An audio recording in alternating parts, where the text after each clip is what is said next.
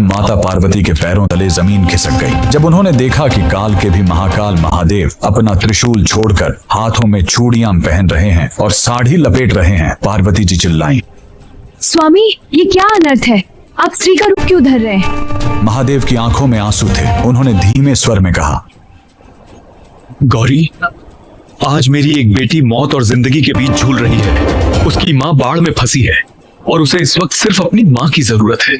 जी हाँ, महादेव एक औरत बनकर एक गर्भवती महिला की डिलीवरी कराने पहुंचे थे। आखिर वो भक्त कौन थी जिसने महादेव को दाई बनने पर मजबूर कर दिया? यह कहानी है दक्षिण भारत की रत्नावती नाम की एक परम शिव भक्त की। वह गर्भवती थी, समय निकट था। उसने अपनी माँ को बुलवाया था, लेकिन तभी कावेरी नदी में भयानक बाढ़ आ गई। उसकी माँ नदी के उस पार फंस गई। इधर रत्नावती को प्रसव पीड़ा शुरू हो गई। आधी रात, बिजली की कड़क, चारों तरफ सन्नाटा, घर में कोई नहीं। वो दर्द से तड़प रही थी और बस एक ही नाम पुकार रही थी, हे महादेव, हे मेरी माँ, मेरी रक्षा करो। कैलाश पर महादेव का आसन डोल गया। माँ पहुंच नहीं सकी थी, इसलिए महादेव ने स्वयं उसकी माँ का रूप धरा। अचानक रत्नावती के घर का दरवाजा धीरे से खुला। सामने उसकी माँ खड़ी थी। उस माँ ने रत्नावती का सिर अपनी गोद में रखा, उसे सहारा दिया, एक कुशल दाई की तरह उसके बच्चे का जन्म करवाया। पूरी रात महादेव एक औरत बनकर अपनी बेटी की सेवा करते रहे। उसे खाना खिलाया, लोरी गाकर सुलाया। सो